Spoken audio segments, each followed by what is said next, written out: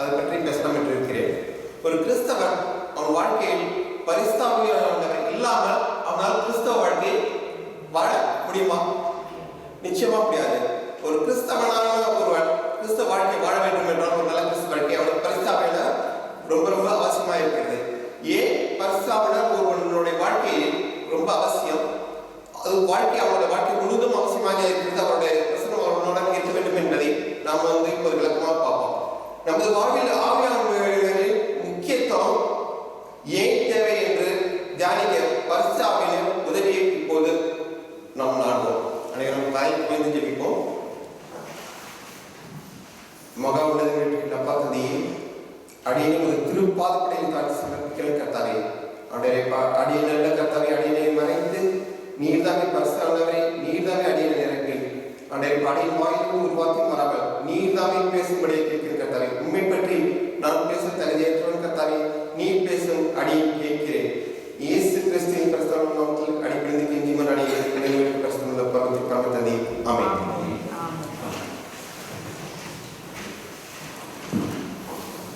வேதாந்தத்தை எடுத்துக்கொண்டோம் என்றால் பரிசுத்தவரை பற்றி நாம் ஆரம்பத்திலிருந்து முடிவரை பார்க்கலாம்.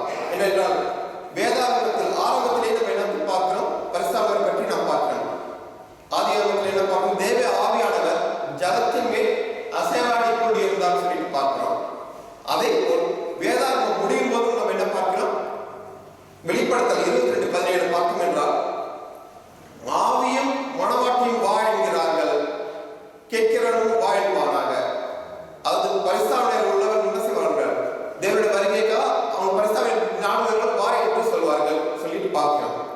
அதே போல் இயேசுவின் ஊழியத்தை எடுத்துக்கொள்ளும் என்றாலும், இயேசுடைய ஊழியம் எப்போது தொடங்கிறது? பரிசுத்தவான்கள்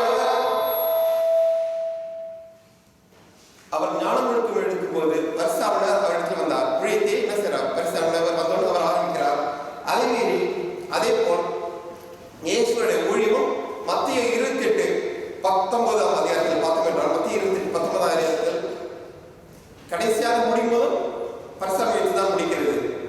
ஆகையால் நீங்கள் புறப்பட்டு போய் சகல ஜாதிகளையும் சீஷராக்கி பிதா குமாரன் பரிசுத்தாவின் நாமத்தினாலே அவர்களுக்கு ஞானஸ்நானம் கொடுத்து என்று முடிகிறது. அப்ப வேதாகமத்தை எடுத்துக்கொண்டாலும் ஆரம்பத்திலே பரிசுத்தவான்களை பார்க்கிறோம், வேதாகமத்துக்கு முடியலும் பரிசுத்தவான்களை பார்க்கிறோம். அதே போல் சுவிசேஷ நற்செய்தியை எடுத்துக்கொண்டாலும் துவக்கத்திலேயும் பரிசுத்தவான்களை பார்க்கிறோம், முடிவிலும் பரிசுத்தவான்களை பற்றி நாம் பார்க்கிறோம். அப்போ ஒருவருடைய கிறிஸ்துவோட வாழ்க்கையில் பரிசுத்தவான்கள் ரொம்ப ரொம்ப முக்கியமான ஒருவராய் இருக்கிறார். யோவான் 3 அதிகாரம் 5வது வசனத்தை எடுப்போம். யோவான் 3:5 வசனம்.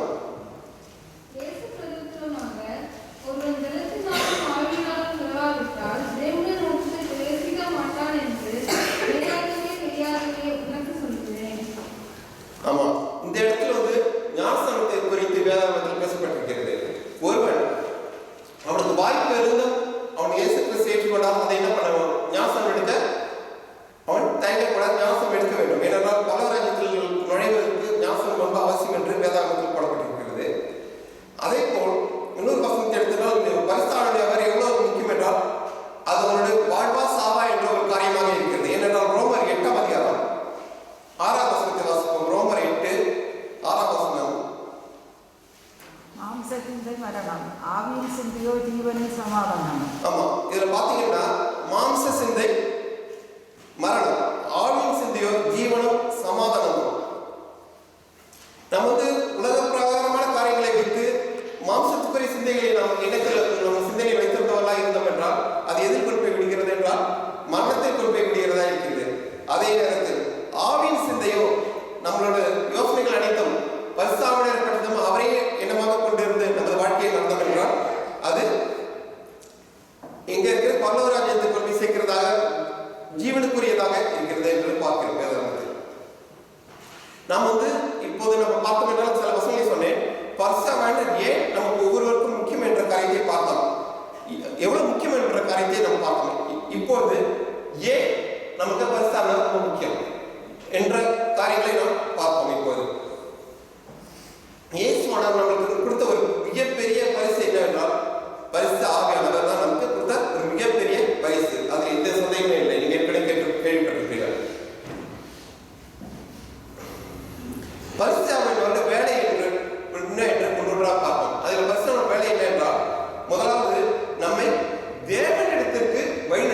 இன்றைக்கு காலையில் ஓய்வு நாள் படத்தில் கூட சகோதரர்கள் எடுத்தாங்க. பரிசான பற்றி நிறைய பேசுனீங்க, நல்ல கருத்துக்களை சொன்னீங்க. இந்த பிரசங்கம் தியானத்து அதுக்காக ஜெபித்து எடுக்கும்போது இன்றைக்கு பிரஸ்தாவின பற்றி ஓய்வு நாள் பாடத்திலையும் இருக்கும் என்று நான் எதிர்பார்க்கவில்லை. அப்புறம் தான் அந்த பாடம் இருந்தது. இன்னைக்கு கடவுள் சித்தம் நினைக்கிறேன். இன்றைக்கு தியானமும் பிரஸ்தானம் பற்றி இருக்கிறது. நாம் தேவனிடத்துக்கு வழிநடத்துவது அது அவருடைய வேலையாக இருக்கிறது. என்னோட பரிசுத்த ஆவியானவர் தான் என்ன செய்யற நம்மை தேவனிடத்துக்கு வழிநடத்துகிறவராக இருக்கிறார். அப்போ ஒருவர் சொல்லலாம், நான் இன்னும் ஞானஸ்தானம் முழுக்க எடுக்கவில்லையே, அப்ப என்னிடத்தில் பரிசாவனர் இருப்பாரா, எப்படி என்னை வழிநடத்துறன்னு சொல்லலாம். ஆனால் அந்த ஞானம் முழுக்க எடுப்பதற்கு ஒருவர் உள்ளத்தில் பேசி அவரை வழிநடத்துவது யாரு? பரிசுத்த ஆவியானவர் தான். தெய்வ வசனங்களை கேட்கும் போதும் அவர் உள்ளத்தில் பேசி வழிநடத்துவது பரிசுத்தமானவர் தான். அது அவருடைய உள்ளத்தில் முதல் ஏற்படுகிறது. முதலில் உள்ளத்தில் ஏற்படுத்தி அதற்கு பின் என்ன செய்யறார்? அந்த நபரை கொஞ்சம் கொஞ்சமாக வழிநடத்தி அவரை ஞான முழுக்கு பரலோகத்துக்கு ஏற்ற நபராக மாற்றுகிறார். யோவான் 6:44 எடுத்து வாசிப்போம்.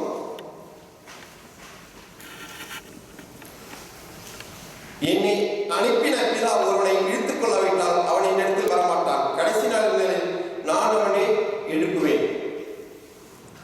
இந்த உலகத்தில் உள்ள அனைவருக்கும் பரிசானவர் அவர்கள் உள்ளத்தில் பேசிக் கொண்டிருக்கிறார். அனைவருக்கும் அழைப்பு விடுக்கப்பட்டிருக்கிறது. ஆனால் அந்த அழைப்பை ஏற்றுக்கொள்றவர்கள் என்ன செய்யறார்கள்? பரிசாவை பெற்றுக் கொள்கிறார்கள். அப்போ நம்ம ஞானம் முழுக்க எடுக்கிறவர்களுக்கு முன்னாடி இருக்கிற நபர்களும் என்ன செய்யறார்? பரிசானவர் அவர்கள் உள்ளத்திலே பேசிக்கொண்டுதான் இருக்கிறார். அது வசனத்தில் பார்க்கணும். ஒருவனை, அதாவது பிதா ஒருவனை இழுத்துக் கொள்ளாவிட்டால் என்று பார்க்கணும். அப்ப என்ன செய்யற? பரிசானவர் பிதாவின் இடத்துல என்ன செய்யறார்? ஒரு நபரை வழிநடத்துகிறவராக இருக்கிறார். நானும் சரி, இங்கே நிறைய பேர் வெளியிலிருந்து கத்தோலிக்கர்கள் நான் நிறைய பேர் கத்தோலிக்க வந்திருப்பீங்க. இன்னும் இந்து மதத்திலிருந்து வந்திருக்கிறவர்களா இருக்கிறீங்க. நாம அந்த இடத்துல இருக்கும்போது பழையர்கள் எப்படி இங்க வழி நடத்தி வந்தோம் என்று நானும் சார் இதை கொஞ்சம் சற்று நினைத்து பார்த்தேன். அது நினைத்து பார்க்கும்போது ரொம்ப ஆச்சரியமான விதத்தில் நம்மளை வழி நடத்திருக்கிறார். எங்கேயோ இருக்க வேண்டிய நம்மளை கொஞ்சம் கொஞ்சமா வழி நடத்தி வந்தது ரொம்ப அற்புதமான ஒரு காரியம். அவரிடத்திலிருந்து அழைப்பு வரவில்லை என்றால் நான் இன்றைக்கு நானும் சரி, நாங்கள் நிறைய பேர் சரி என்ன பண்ண மாட்டோம், இந்த இடத்துல நம்ம இருக்க மாட்டோம். அவர் தான் என்ன செய்கிறார்? ஒவ்வொருவரும் அற்புதமா வழிநடத்தி இந்த இடத்தை கொண்டு சேர்த்துக்கிறார். ஆமை தேவன் தான் மகிமை. ஆகியோர் ஒருவனை தேவனுக்கு வழிநடத்துவது பரிசுத்த அவருடைய காரியமாக இருக்கிறது.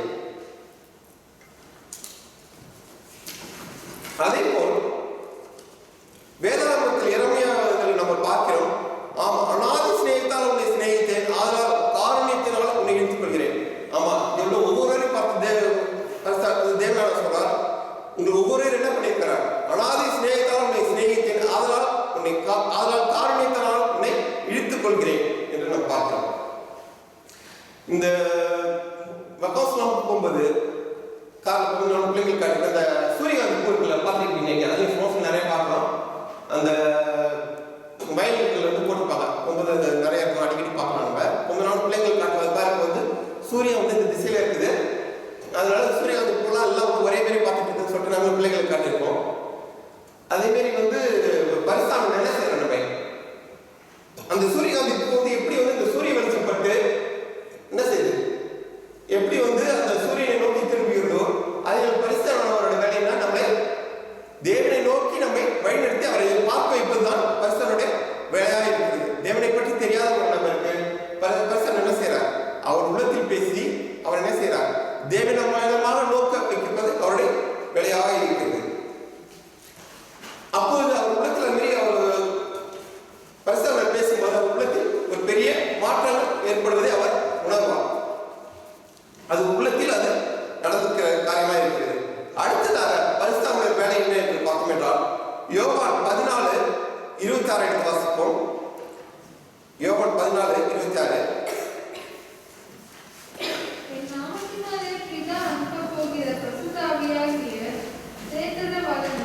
எல்லாவற்றையும் உங்களுக்கு போதித்து நான் உங்களுக்கு சொன்ன எல்லாவற்றையும் உங்களுக்கு நினைப்பூட்டுவார். ஆம், எல்லாவற்றையும் உங்களுக்கு போதித்து. எல்லா காரியமும் என்ன? உலக பிரகாரமா காரியமா? நமக்கு என்ன தேவைங்கிற காரியமா?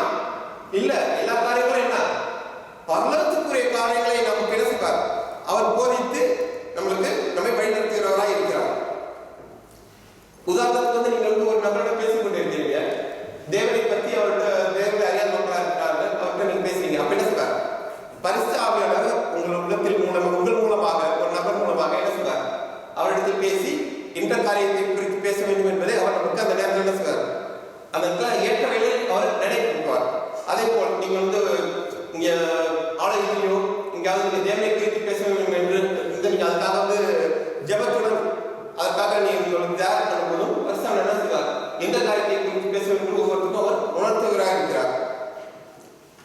பைபிள் ஸ்டடி கொடுக்கும்போதும் என்ன செய்யறார்? பரிசானவர் அந்த ஒரு நபருக்கு பரிசானவர் அவர் பற்றி பேசி அவர் மூலியமாக பேசுகிறார். ஆனா பரிசானவர் நான் சொன்னேன் ஒரு உள்ளத்தில் வந்து பேசி அவர் மூலியமாக தேவனை பற்றி பேசுகிறார் சொன்னேன்.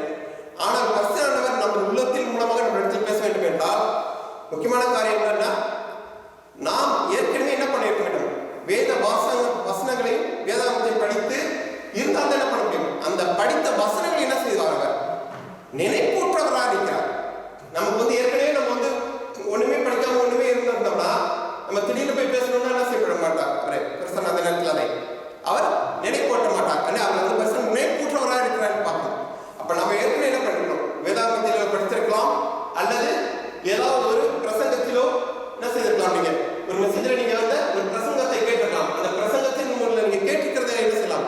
மற்றவர்களுக்கு பேசும்போது அதை அந்த நேரத்தில் என்ன செய்வார்? ஏற்ற வேளையில் அவர் நினைப்பூற்றவர் இருக்கிறார். அல்லது ஒரு காலை தியானத்திலோ இல்லை இலங்கை புக்கோ ஏதாவது புக்கில் நீங்க படித்திருந்தீர்கள் என்றால் அதை என்ன செய்வார்? அந்த நேரத்தில் அவர் எடுத்து நம்மை ஒரு கருவியாக பயன்படுத்தி தேவனுடைய நாம மகிமைக்கென்று நம்மை பயன்படுத்த வல்லவராக இருக்கிறார். அப்ப நாம் என்ன செய்ய வேண்டும்? பிரசங்கங்களையும் இன்னும் வேதாகமத்தையும் புக்குகளையும் படிப்பது ரொம்ப அவசியமாக இருக்கிறது.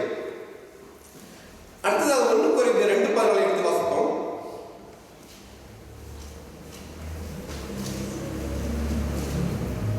ஜென்ம சுவாபமான மனுஷனோ தேவனுடைய ஆவிக்குரியவைகளை ஏற்றுக்கொள்வான். சில இடம் நம்ம வந்து ஆவிக்குரிய காரியங்களை பற்றி பேசும்போது அவளுக்கு எப்படி இந்த வசனத்தில் பார்க்கும்போது அடுத்ததாக பார்க்கும்போது அவைகள் அவளுக்கு பைத்தியமாக தோன்றும். அவைகள் ஆவிக்கு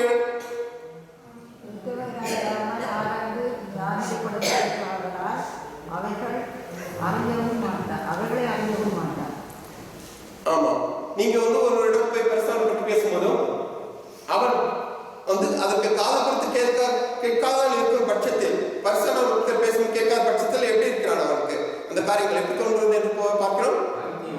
பைத்தியமான காரியம் அவனுக்கு பைத்தியமான ஒரு காரியமாக தோன்றுகிறது பார்க்கணும். நிறைய படத்தில் நம்ம பேசும்போது என்ன பண்றாங்க? நல்லா எனக்கு தெரியும் என்று சொல்வதை நம்ம கேள்விப்பட்டிருக்கிறோம். அவர்கள் என்ன பண்றாங்க? காது கொடுத்து கேட்க விரும்பவில்லை. அதாவது நீங்க பேசுவதை காது கொடுத்து கேட்க விரும்பவில்லை. இல்லை, பரிசானவர் அவனோட உள்ளத்தில் பேசுவதை என்ன செய்யவில்லை. அவன் காது கொடுத்து கேட்க வந்து மனம் இல்லாதவனாக இருக்கிறான் என்பதை பார்க்கிறோம். வேதாகமத்தில் பார்த்தோம் என்றால் சத்திய ஆவியாக அவர் வரும்போது சகல சத்தியத்திற்குள்ளும் உங்களை நடத்துவார் என்று போட்டிருக்கிறது. அப்ப ஆவியானவர் என்ன செய்யறார்? ஒருவரை சத்தியத்துக்குள்ள வழிநடத்துவராக இருக்கிறார். அப்ப சத்திய ஆவியானவர் பேசும்போது அதற்கு செவி கொடுக்காதவனாக இருக்கிறவனுக்கு என்ன செய்வான்? அந்த ஒரு வல்லமையை பரிசுத்தவான் வழிதான் வழி நடத்துறார் என்பது வல்லமை அவர் புரிந்து கொள்ளாது பரிசுத்தவானவர் பற்றி அவர் மறுதளிக்கிறவனாக இருக்கிறார். அடுத்ததாக பரிசுத்தவானவரை பற்றி உணர்த்துவது தேவனுடைய வேலையில் பரிசுத்தவான் வேலையில் பார்த்தோம். அடுத்ததாக என்ன அவருடைய வேலை என்ன என்றால் சத்தியத்தில் ஈர்ப்பது. சத்தியத்தை ஒரு மனிதனுக்கு அவன் வந்து அதை கேட்கும்போது அவனை சத்தியப்பாக ஒரு ஈர்ப்பை அவனுக்கு உண்டாக்குவது அவருடைய வேலையாக இருக்கிறது. அடுத்ததாக அந்த நபரை என்ன செய்கிறார் என்றால் இயேசுவின் இடத்தில் வழிநடத்துவதும் அவருடைய வேலை. இயேசுவில் வழிநடத்துவது மட்டுமின்றி அடுத்ததாக பின்பு என்ன செய்கிறார்? அவனை சுத்திகரித்து பரிசுத்தப்படுத்துவதாக இருக்கிறார். வேதாகமத்தில் பார்ப்போம் என்றால் 2 தெசலோனிக்கேயர் 2:13 வசனத்தை வாசிப்போம். 2 தெசலோனிக்கேயர் 2:13 அதில் என்ன பார்க்கிறோம் என்றால் கர்த்தருக்கு பிரியமான சகோதரரே, நீங்கள் ஆவியினாலே பரிசுத்தமாக்கப்படுகிறதுனாலும் சத்தியத்தை விசுவாசிக்கிறதுனாலும் ரட்சிப்படையும்படிக்கு ஆதி முதல் தேவன் உங்களை தெரிந்து கொண்டபடினாலும் நாங்கள் உங்களை குறித்து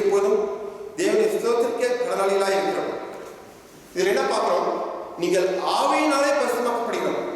அப்ப என்ன வேலை? முதல்ல வந்து ஒரு நபருக்கு வந்து சத்தியத்தை வந்து அவருக்கு சத்தியம்பால் அவருக்கு வந்து ஒரு ஈர்ப்பை உண்டாக்குவதும் இயேசுக்கு வழிநடத்துவதும் அடுத்தது என்ன காரியமாகப்பட்டது? சுத்திகரித்து பரிசுத்தமாக்கப்படுவதும் அவருடைய வேலையாக இருக்கிறது. அதன் மூலமாக தான் என்ன செய்யற ஒரு நபரை கிறிஸ்துவ வாழ்க்கை வாழ அவரை உதவி செய்கிறார். அதனாலதான் நம்ம என்ன பண்றோம்? ஞானம் முழுக்க எடுக்கும்போது பரிசுத்தர் நமக்கு நம்மிடத்தில் வருகிறார். அவர் நம்மை நமது வாழ்நாள் முழுவதும் அவர் வழி நடத்தி பரலோகத்துக்கு ஏற்ற பிள்ளைகளால் நம்மை மாற்றி பரலோகத்துக்கு கொண்டு செல்லுகிறவர்களாக இருக்கிறார். எப்போது பரிசுத்தர் ஒரு நபரிடத்தில் வர முடியும்? ஞானம் முழுக்க எடுத்த பின்பா இல்ல முன்பா? வேதாகம் எடுத்துக்கொண்டோம் என்றால் அந்த கொர்நேலியம் கதை உங்கள் அனைவருக்கும் தெரியும், படித்திருப்பீர்கள் வேதாகமத்தில். அது விளக்கமாக நான் போகல. கொர்நேலியுவுக்கு வந்து இப்போது என்ன பண்றது? ஞானம் எடுப்பதற்கு முன்பாக என்ன செய்தார்? பரிசுத்தர் அவர் இடத்துக்கு இருந்தார். எப்படி என்றால் அவன் வந்து ஒரு 100க்கு அதிபதி என்று உங்கள் அனைவருக்கும் தெரியும். அவன் வாழ்ந்த வாழ்க்கை ஒரு நல்ல வாழ்க்கையாக இருந்த போது பரிசுத்தர் என்ன பண்ணார்? ஞானம் எடுப்பதற்கு முன்பாக அவன் எடுத்திருந்தவனை ஞானத்துக்கு வழிநடத்ததை நம்ம பார்க்கிறோம். அதே போல் இன்னொரு இடத்துல பார்த்தோம் என்றால் ஞானம் முழுக்க எடுத்த பின்பு பரிசுத்தர் ஒரு நபரை நிரப்புவதை நாம் பார்க்கலாம்.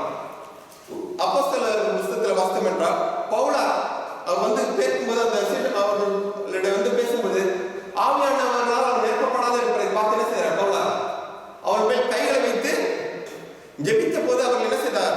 பரிசுத்தாவியால் நிரப்பப்பட்டார்கள் என்று நாம் பார்க்கிறோம்.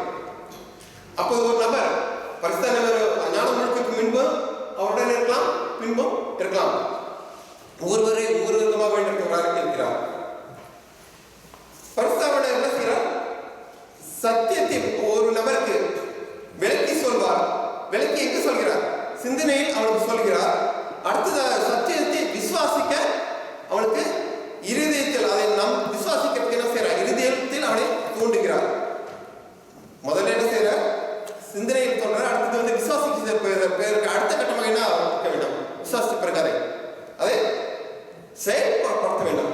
அடுத்ததாக பரிசுத்தர் செய்யறார்? அவனை நம் வாழ்க்கையில் அதை அபியாசிக்கணும், செயல்படுத்தவும் பரிசுத்தர் நமக்கு உதவி செய்கிறவராக இருக்கிறார்.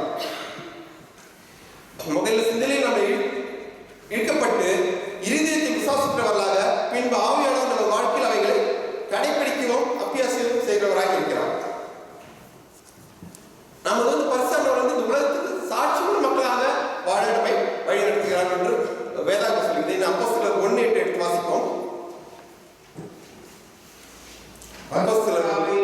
உங்களிடத்தில் வரும்போது நீங்கள் பலனடைந்து எருசலேமிலும் யூதேயாவிலும் சமாரியாவிலும் பூமியின் கடைசி பரியந்தமும் எனக்கு சாட்சிகளாக இருக்கிறீர்கள் என்றார்.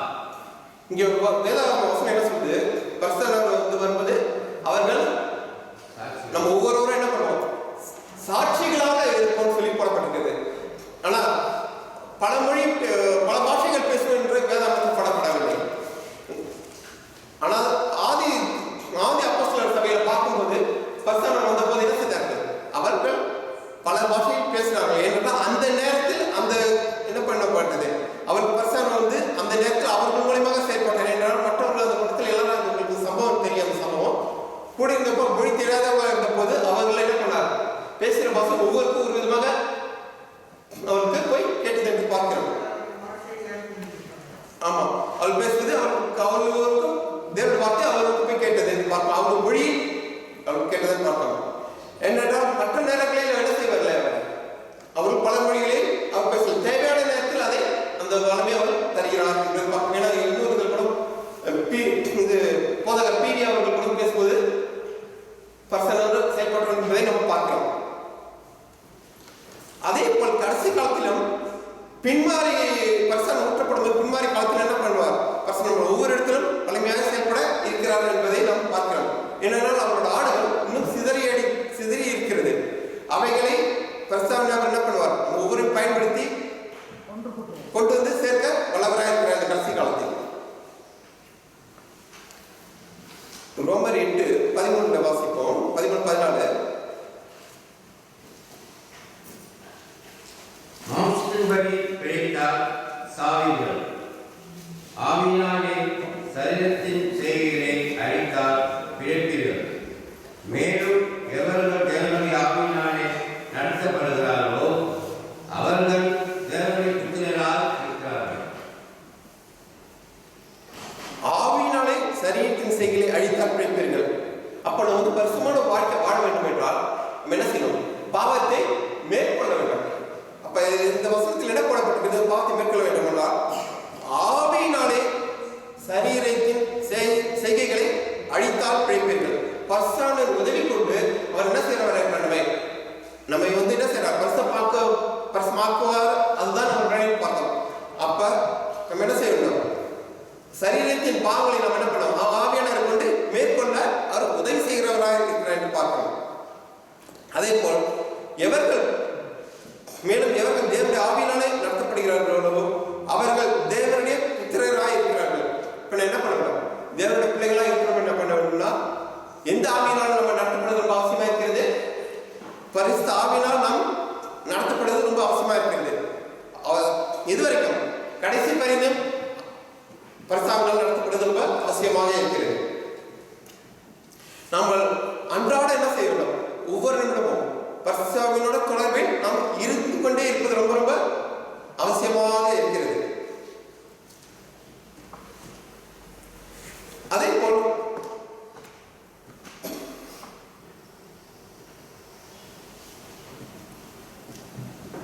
சங்கீதக்காரன் சங்கீதம் 53 11, 12, 13 வசனத்தை வாசிப்போம்.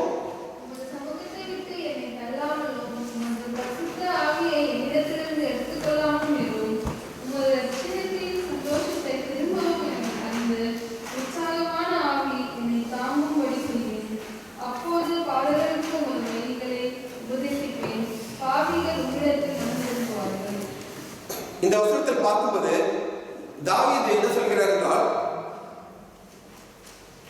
உற்சாகமான ஆவி என்னை தாங்கும்படி செய்யும். பரிசுத்தமானவர் நம்ம இடத்துல இருந்தா என்ன செய்யணும்? உற்சாகமா என்ன பண்ணுவோம்? தேவனுடைய ஊழியத்தை நாம் செய்கிறவர்களாக இருப்போம்.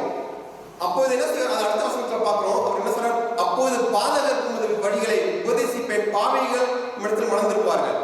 நம்ம என்ன பண்ணுவோம்? சத்தியத்தை மற்றவர்களுக்கு போய் பரிசுத்தமானவரோட வல்லமையினால் நம்ம என்ன பண்ணுவோம்? வல்லமையாக செய்து என்ன பண்ண அவங்களை தேவனுக்குள்ளாக கொண்டு வருவர்களாக இருப்போம் என்று பார்க்கிறோம். அதுக்காக என்ன செய்யறார்? சங்கீதக்காரன் பரிசுத்தமானவருடைய உதவியை அவர் நாடுகிறதை நாம் பார்க்கிறோம். அதே போல் 16 வசனத்தை எடுத்தோம் என்றால் இன்னொரு காரியத்தையும் தாவீது அவர் சொல்கிறார். என்ன சொல்கிறார்? உமது பரிசுத்த ஆவியை என்னிடத்திலிருந்து எடுத்துக்கொள்ளாமல் இருக்கிறார். சிலர் நம்ம சில சபையில பார்க்கிறோம், பரிசுத்தமானவர் நீங்க பெற்றுக்கொண்டிருக்கீங்களான்னு சொல்லி கேட்பாங்க. சிலர் பார்த்துப்பீங்க, நீங்க இன்னும் பரிசுத்தமானவரை பெற்றுக்கொள்ளலையான்னு சொல்லிட்டு. அதாவது பரிசுத்தமானவரை ஒரு தடவை பெற்றுக்கொண்டோம்னா கடைசி வரைக்கும் நம்ம இடத்துல இருப்பார் என்று இல்லை. அதுக்கு வேதாந்தத்தில் சில உதாரணம் பார்க்கலாம். நம்ம இப்ப பரிசுத்தமானவரை என்ன பண்ணார்? இந்த தாவீது என்ன சொல்றாரு? பரிசுத்தாவின் இடத்துல எடுத்துக்கொள்ளாமல் வேணும். அப்ப பரிசுத்தாவை நம்ம ஞானம் எடுக்கும் போது பெற்றுக்கொண்டாலும் முன்னாடி இருந்தாலும் என்ன பண்ண வேண்டும்? அவருக்கு நம்ம கீழ்ப்படிந்து அவருக்கு சித்தத்தின்படி அவர்களோட பேசும்போது அவருக்கு செவி கொடுத்து நம்ம நடக்கும்போது பரிசுத்தம் நம்மளோட இருக்கிறார். அதனால தான் என்ன பண்ண இல்லை என்றால் அவர் பரிசுத்தவர் நம்மை விட்டு விலகிடுவார் என்பதை தான் என்ன செய்யறார் இங்க தாவீது. பரிசுத்தாவின் இடத்துல எடுத்துக்கொள்ளாமலும் என்பதை அவர் சொல்கிறார். இந்த இடத்துல பார்க்கிறோம். அது மட்டுமல்ல, நம்ம பரிசுத்தாவிற்கு கீழ்ப்படுத்தி வாழவில்லை என்றால் பரிசுத்தவரை நம்ம என்ன பண்றோம்? துக்கப்படுத்துகிறவர்களாக இருக்கிறோம் என்றும் நம்ம வேதாகமத்தில் பார்க்கிறோம். ஆவியை அவித்துக் கொள்ளாத இருக்கிறது என்று வசனம் இருக்கிறதை நம்ம பார்க்கிறோம். எபேசியர் 4 அதிகாரம் 30 வசனத்தை வாசிப்போம். எபேசியர் 4:30.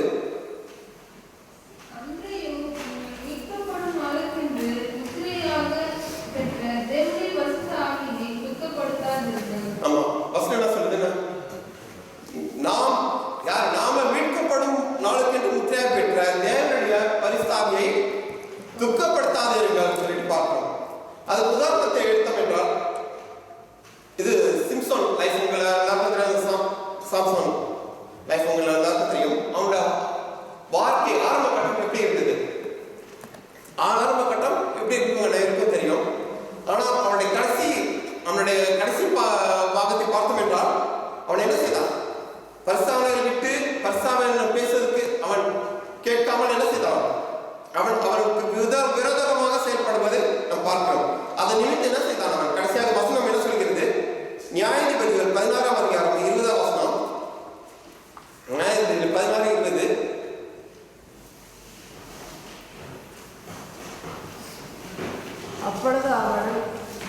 சிம்சோனே, பெலிஸ்தியர் உண்மையில் வந்து விட்டார்கள் என்றார். அவன் நித்திரை விட்டு விழித்து கர்த்தர் தன்னை விட்டு விலகினதை அறியாமல் எப்போதும் போல உதறி போட்டு வெளியே போவேன் என்றார். ஆமா, இதுல என்ன பார்க்கணும்? வசனம் என்ன சொல்லுது? சிம்சோனுக்கு வந்து என்ன இல்ல, பரிசுத்தமானவர் தன்னை விட்டு விலகினதை அவன் உணரல, அறியாத இருந்தான். எப்பொழுதும் போல என்ன செய்யறான்? கர்த்தர் தன்னை விட்டு விலகினதை அறியாமல் என்ன செய்யறான்? அவன் உதறி விட்டு போனதை பார்க்கிறோம். அப்ப பரிசுத்தமானவர் பேசுவதை நாம வந்து ஒவ்வொரு வாழ்க்கையில் நம்ம வந்து அவர் நம்ம செவி கொடுத்து கேட்காம இருந்தோம்னா ஒரு கட்டத்தில் என்ன செய்வார்? அவர் நம்மை விட்டு விலகுவராக இருக்கிறார். அது மட்டுமல்ல, அது மாதிரி இன்னொரு உதாரணத்தையும் நம்ம வேதாந்தத்தில் பார்க்கலாம். சவுல் ராஜாவை எடுத்துக்கணும். தேவனால் என்ன செய்யப்பட்டார்? சவுல் ராஜா தேவனால் நியமிக்கப்பட்ட ஒரு நபர் தான். தேவனிக்கால் நீ நியமிக்கப்பட்ட ஒரு நபர். அவருடைய ஆரம்ப கட்ட வாழ்க்கை நன்றாக இருந்தது. ஆனால் அவருடைய முடிவு வாழ்க்கை எப்படி இருந்தது? குறி சொல்லுகிற ஒரு இடத்துக்கு அவன் செல்லுகிற ஒரு நிலைமையை நம்ம பார்க்கிறோம்.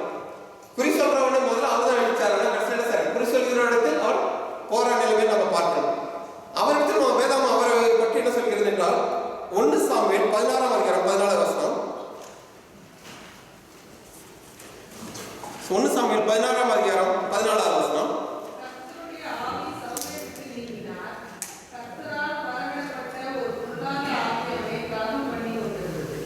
ஆமா, இதுல வசனம் என்ன சொல்லுது?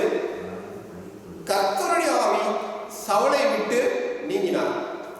என்ன செய்யறார்? முதல்ல தேவனால் தெரிந்து கொள்ளப்பட்ட ஒரு நபர் அந்த ராஜாவாக ஆக்கப்பட்டார். கர்த்தருடைய ஆவி சவுலை விட்டு நீங்கினார். கர்த்தரால் வரவிடப்பட்ட ஒரு பொல்லாத ஆவிகளை கலந்து பண்ணிட்டு பரிசுத்தமானவர் போன உடனே யார் வர்றாங்க? பொல்லாத ஆவி வருவதை நம்ம பார்க்கிறோம். அதே போல வந்து இன்னொரு கட்டத்துல கூட பார்க்கிறோம். எகிப்துல பார்வோன் இடத்தில் கர்த்தர் என்ன செய்தார்? வேதாமத்தில் என்ன பார்க்குறது? கர்த்தர் அவனுடைய இருதயத்தை கடினப்படுத்தினான்னு சொல்லி பார்க்கணும். கர்த்தர் அவருடைய இருதயத்தை கடினப்படுத்தினான்னு கொடுத்தது. ஏன்னா எலிமினேட் அவர் எழுதுறாங்க. பரிசுத்தமானவர் என்ன செய்றார்? அவனோட போராடி கொண்டு இருந்தான்னு சொல்லி பார்க்கிறோம். அப்புறமா என்ன செய்றார்? அவரை விட்டு போன பிறகு அவன் உள்ளம் கடினப்பட்டது. அதனால வேதாமத்தில் போட்டது கர்த்தர் அவனுடைய இதயத்தை கடினப்படுத்தினான்னு பார்க்கிறோம். அதை புரிந்து கொள்வதற்கு ஒரு சிறு காரியத்தை நான் நிமித்தம் செய்து கொள்ள விரும்புகிறேன். இதில் இந்த கிளாஸ் வந்து நான் தண்ணியை நான் ஊத்துறேன். இப்ப இந்த கிளாஸ்ல என்ன இருக்குது? தண்ணி இருக்குது. ஏன்னா வேதாமத்தில் தண்ணி கூட என்ன பண்றது? ஜீவ ஊற்றுன்னு வேலையை மாறுன்னு சொல்லி கொடுத்தது ஜீவ தண்ணின்னு சொல்றாங்க. இது நான் ஃபுல்லா ஊற்றிருப்பேன். நான் என்ன ஊற்றணுமா வழிங்கிறோன்னு சொல்லி பார்க்கணும். சும்மா புரிந்து கொள்வதற்காக நான் செய்ய விரும்புகிறேன். தண்ணி ஊற்றி வச்சுப்போம் ஃபுல்லா. இப்போ இதில் என்ன இருக்குது? தண்ணி இருக்குது. இது வந்து பரிசுத்தமானவர் வச்சுக்கணும். பரிசுத்தமானவர் ஃபுல்லாக இருக்கிறா. இந்த தண்ணியை கொஞ்சம் ஊற்ற முடியுமா? வெளியே எடுத்துருங்க.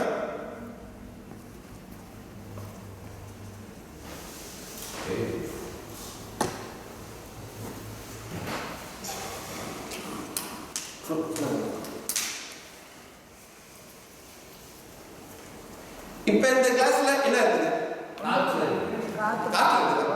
நான் காற்று வந்து நானா உள்ள போட்டேன்.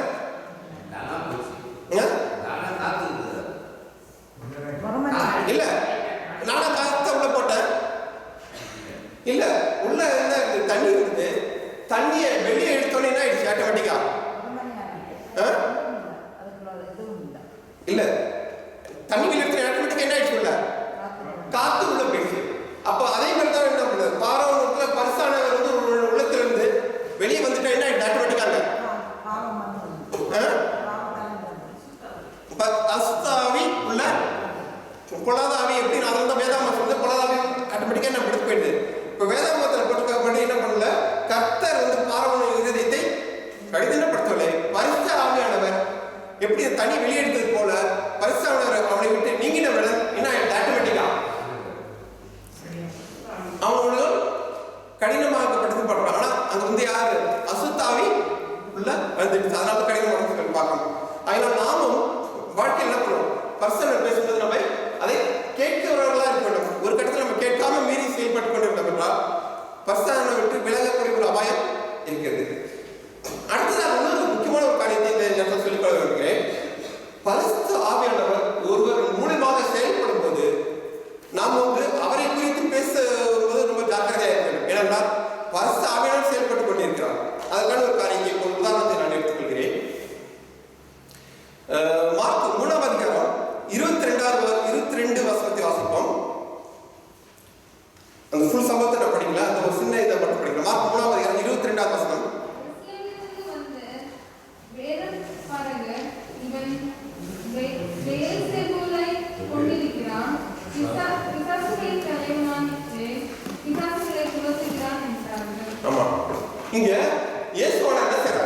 பிசாசுகளை துரத்துவதை நம்ம பார்க்கிறோம்.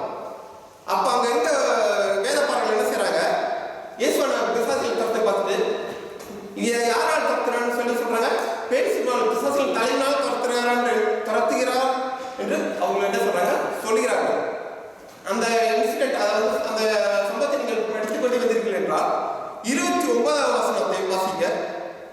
ஒருவன் பரிசுத்த ஆவிக்கு விரோதமாக தூஷணம் சொல்வானாகில் அவன் என்றென்றைக்கும் மன்னிப்படையாமல் நித்திய ஆத்மைக்குள்ளாய் இருப்பான் என்றார். ஆமா, இந்த சம்பவத்தை பார்க்கும்போது முதல்ல என்ன செய்யறாங்க, அதாவது வேதபாரகர்கள் என்ன செய்யறாங்க, கிறிஸ்துவானவர் அவர் வந்து பிசாசுகளை துரத்துவதை பார்த்து இவர் வந்து பேசினால் துரத்துறான்னு சொல்லிட்டு சொல்றாங்க. சொன்னோன்னு என்ன செய்யறாங்க, இந்த சம்பவங்கள் அடுத்தது படித்துட்டு வந்தோம்னா இயேசுவானவர் உடனே என்ன சொல்றாரு, அடுத்த 29வது வசனத்துல இந்த ஒரு காரியத்தை சொல்லுகிறார். என்ன சொல்கிறாரு, ஒருவன் பரிசுத்த ஆவிக்கு விரோதமாக தூஷணம் சொல்வனாகில் அவன் என்றென்றைக்கு மன்னிப்படையாமல் நித்திய ஆக்கினைக்குள்ளாய் இருப்பான் என்ற ஒரு காரியத்தை சொல்கிறார். ஏன் இந்த காரியத்தை சொல்றாருன்னா 30வது வசனத்தை வாசிங்க. அசுத்த ஆவியை கொண்டிருக்கிறான் என்று அவர்கள் சொன்னபடியினாலே அவர் இப்படி சொன்னார். ஏன் இந்த காரியத்தை சொல்லியிருக்கிறார் சொல்லி பார்க்க தெரியுதா 29வது வசனத்துல? ஏன்னா அசுத்த ஆவியை கொண்டிருக்கிறார் என்று அவர் சொன்னபடினால் அவர் இப்படி சொன்னார். அப்போ ஒரு நபர் பரிசுத்த ஆவியினால் வல்லமையினால் நிரப்பப்பட்டு ஒருவர் அவர் செய்து ஒரு காரியங்களை செய்கிறார் என்றால் பரிசுத்த ஆவி செய்கிறார். பரிசுத்த ஆவியினால் செய்யும்போது அவரை குறித்து நாம் பேசும்போது என்ன பண்ண வேண்டும், ஜாக்கிரதையா இருக்க வேண்டும். ஏனென்றால் நம்ம வந்து யாருக்கு விரோதமாக பேசுகிறவர்களா இருக்கிறோம் அந்த நேரத்தில் இந்த வசனத்தில் போட்டதால் பரிசுத்த ஆவி விரோதமாக நம்ம பேசுகிறவர்களா இருக்கிறோம். ஏன்னா பரிசுத்த ஆவி ஆனவர் செயல்பட்டுக் கொண்டிருக்கிறார் அவர் மூலமாக. அதே போல் பரிசுத்த ஆவியானவர் வந்து நமக்கு வந்து கீழ்ப்படிவதற்கு நமக்கு உதவி செய்கிறார். எசேக்கியேல் 36:27 வசனம். 36:27 வசனம். உங்களை என் கட்டளைகளை நடக்கவும் என் நியாயங்களை கைக்கொள்ளவும் அவைகளின்படி செய்யவும் பண்ணுவேன். ஆமா, நீங்க வந்து கற்பனைக்கு கீழ்ப்படியணும்னு விருப்பப்படுறீங்களா? என்ன செய்யணும், அதுக்கு என்ன சொல்றது வேதாமம், உங்கள் உள்ளத்தில் என் ஆவியை வைத்து உங்களை என் கட்டளைகளில் நடக்கணும், என் நியாயம் உங்களை கைக்கொள்ளும் அவையின்படி செய்யவும் பண்ணுவேன். அப்ப நம்ம வந்து கற்பனை கை கொள்றோம், அது வந்து நம்மளால முடியாத ஒரு காரியமா இருக்கு. என்ன செய்யறது, பரிசுத்த ஆவியினால நம்ம என்ன பண்றாரு, அதுக்கான வல்லமையை கொடுக்கிறார். அப்ப நம்ம வந்து அவருக்கு கீழ்ப்படியணும்னு நம்ம முயற்சி எடுத்து அதுக்காக நம்ம ஜெபிக்கும் போது பரிசுத்த நமக்கான வல்லமை தருகிறார். அதே நேரத்தில் பரிசுத்த என்ன பண்றார், யார் ஒருவர் பரிசுத்தனுக்கு கீழ்ப்படிந்து நடக்கிறானா அவனிடத்துல பரிசுத்தவர் இருக்கிறார் என்பதை பார்க்கிறோம். ஏன்னா அப்போஸ்தலர் 5ஆம் வசனத்தில் 32 பார்த்தோம் என்றால், அப்போஸ்தலர் 5:32 இந்த சங்கதிகளை குறித்து நாங்கள் அவர்களுக்கு சாட்சிகளாய் இருக்கிறோம். தேவன் தனக்கு கீழ்ப்படுகிறவர்களுக்கு தந்தருள்ள பரிசுத்த ஆவியும் சாட்சி என்றார்கள். நம்ம என்ன பண்ணுறது, தேவன் தமக்கு கீழ்ப்படுகிறவர்களுக்கு தந்துள்ள பரிசுத்த ஆவியும் பார்த்தது. இப்ப நம்ம வந்து அவருக்கு கீழ்ப்படிந்து ஒரு நபர் நடக்கிறார்கள் என்றால் அவருக்கு என்ன இருக்கிறார், அவரிடத்தில் பரிசுத்த ஆவியானவர் அவரிடத்தில் செயல்பட்டுக் கொண்டிருக்கிறார் என்பதை நாம் பார்க்கிறோம். முதலில் என்ன பரிசுத்த ஆவியானவர் வேலைனா அவர் தேவனிடத்தில் நம்மை இழுக்கிறவராக இருக்கிறார். அவர் இழுத்து நமக்கு வந்து என்ன செய்கிறார், அவருக்கு கீழ்ப்படிய செய்கிறார். அதற்கு நமக்கு என்ன செய்கிறார், உதவி செய்வராக இருக்கிறார். உதவி செய்த பிறகு நம்மை நிரப்பி நம்மை பரிசுத்தப்படுத்தி நம்மை சாட்சி உள்ளவர்களாக வாழவர் நம்மை மாற்ற வல்லவராய் இருந்து நமக்கு செய்து கொண்டிருக்கிறார் பார்க்கலாம். பரிசுத்தவர் அதுக்கு முன்பு உங்க பிள்ளைகள், நீங்க அனைவரும் முக்கால்வாசி பேர் எல்லாரும் பிள்ளைகள் வச்சிருக்கிறீர்கள். உங்க பிள்ளைகளுக்கு வந்து நீங்க அவங்க கேட்காம என்ன செய்யணும், நம்மளாம் என்ன செய்யறோம், அவருக்கு வேண்டிய உடைகள், சாப்பாடு, படிப்பெல்லாம் என்ன பண்றோம், கேட்காமலே நம்ம கொடுத்துட்டு இருக்கோமா இல்லையா, கேட்காமலே கொடுக்குறோம். ஆனா பரலோகத்தின் பரமத்தந்தை நமக்கு என்ன தேவை, அவர் பிள்ளைகளான நமக்கு என்ன தேவை என்பதை அவர் நன்றாக அறிந்தவராக இருக்கிறார். அப்ப என்ன பண்றோம், நம்ம கேட்கும்போது நம் பரலோகத்தந்தை நம்ம கேட்கும்போது பரிசுத்த ஆவியை தருவது அதிக நிச்சயம் அல்லவா. இப்ப நம்ம என்ன பண்ணணும், அதுக்காக நம்ம என்ன வேண்டும், பரிசுத்த ஜெபிக்கிறவர்களாக நம்ம இருக்க வேண்டும். சகரியா 10:23 பார்க்கிறோம், பின்மாறி காலத்து மழையை கர்த்தரிடத்தில் வேண்டிக் கொள்ளுங்கள். ஆமா, சகரியா 10:1 பின்மாறி காலத்து மழையை கர்த்தரிடத்தில் வேண்டிக் கொள்ளுங்கன்னு சொல்லி பார்க்கலாம். அப்ப நம்ம வந்து கடைசி காலத்துல வாழ்ந்து கொண்டு இருக்கிறோம். என்ன பண்ணுவோம்? பின்மாறி காலத்து மழைக்காக பரிசுத்தாவிற்கு நம்ம ஜெபிக்கிறவர்களாக இருக்க வேண்டும். எலன்ஜியர் இந்த யுகங்களின் வாஞ்சை என்ற புஸ்தகத்துல, யுகங்களின் வாஞ்சை என்ற புஸ்தகத்துல 25வது சாப்டர்ல கடல் அருகில் கொடுக்கப்பட்ட அழைப்பு என்ற ஒரு தலைப்புல என்ன எழுதியிருக்கிறார்கள் என்றால், எந்த ஒரு நபர் கிறிஸ்துவை மிகவும் அதிகமாக நேசிக்கிறாரோ அவர் பெரிய அளவில் நன்மையான செயல்களை செய்வார். சுயத்தை ஒரு பக்கமாக நீக்கி வைத்துவிட்டு தனது இருதயத்தில் பரிசுத்த ஆவியானவர் செயலாற்றுவதற்கு எந்த நபர் இடம் கொடுத்து தேவனுடைய காரியங்களுக்கு என்று தனது வாழ்க்கையை முற்றிலுமாக அர்ப்பணம் செய்கிறாரோ அப்படிப்பட்ட நபரால் உண்டாகக்கூடிய பயன்களுக்கு அளவே இல்லை என்று பார்க்கிறோம். இதுல முக்கியமா என்ன சொல்றாங்க? என்ன இருக்கிறாங்கன்னா, தனது இருதயத்தில் பரிசுத்த ஆவியானவர் செயலாற்றுவதற்கு எந்த நபருக்கு இடம் கொடுக்கிறாரோ. அப்ப நம்ம என்ன பண்ணணும்? நம்ம ஒவ்வொருவரும் பரிசுத்த ஆவியானவர் நம்ம இடத்துல செயல்படுறதுக்கு நம்ம என்ன பண்ண வேண்டும்? இடம் கொடுக்கிறவர்களாக இருக்க வேண்டும். நம்ம வந்து என்ன பண்ணக்கூடாது? நம்ம இருதயத்தை கடினப்படுத்தவர்களாக இல்லாமல் என்ன பண்ண வேண்டும்? அவர் நமக்கு செயல்படுறதுனால இடம் கொடுக்கிறவர்களாக நமக்கு இருப்பது ரொம்ப ரொம்ப அவசியமா இருக்கிறது. இடம் சில பேர் என்ன சொல்றாங்க, இடம் இருக்குது ஆனா என்ன செய்யறது, ஒரு சிறு இடமா இருக்குதுன்னு சொல்றோம். நம்ம என்ன பண்ணுவோம்? நம்ம இந்த நம்ம வந்து எப்பேற்பட்ட ஒரு இடத்தை கொடுக்குறோம். ஒரு மூலையில நம்மளுக்கு வந்து நம்ம வந்து பர்சனவருக்கு வந்து நான் இடம் கொடுக்குறவனா இருக்கிறேன்னா எப்படிப்பட்டவனா நான் இருக்கிறேன்? எந்த இடத்துல நம்ம பர்சனவருக்கு நம்ம இருதயத்தில் கொடுக்கிறவனா இருக்கணும்? நம்ம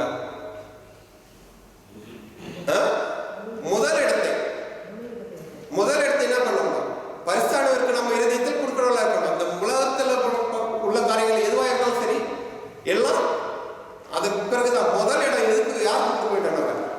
தேவனுக்கு பரிசுத்தவான்களுக்கு முதல் இடத்தை கொடுத்து அவருக்கு என்ன பண்ண வேண்டும்? நாம் நமது இருதயத்தில் முதல் இடத்தை கொடுக்கும் என்றால் அவர் நம்மை பயன்படுத்த வல்லவராக இருக்கிறார். அப்போதான் என்ன அவர் நம்மை பரிசுத்தவான்கள் நிரப்பி நம்மை பரலோகத்துக்கு நம்மை வழிநடத்தி செல்கிறவராக இருக்கிறார். அது வந்து இருதயத்தில் ஏற்பட ஒரு காரியமாக இருக்கிறது. அதுபோல் வேதாகமம் சொல்கிறது, இன்னொன்று என்ன சொல்கிறது என்றால், உங்கள் முழு இருதயத்தோடும் என்னை தேடினீர்களானால் என்னை தேடுகையை கண்டடைவீர்கள் சொல்லி போடப்பட்டிருக்கிறது. அப்ப நம்ம என்ன பண்ணணும்?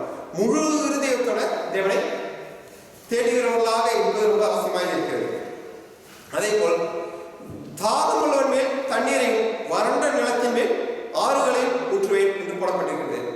நம்ம வந்து அவருக்காக தண்ணீருக்காக நம்ம வந்து வாஞ்சாடத்தை போது பஸ் ஆனவரை நம்ம இடத்துல ஜீவ தண்ணீரை பொழிகிறார் இருக்கிறார் என்று பார்க்கிறோம்.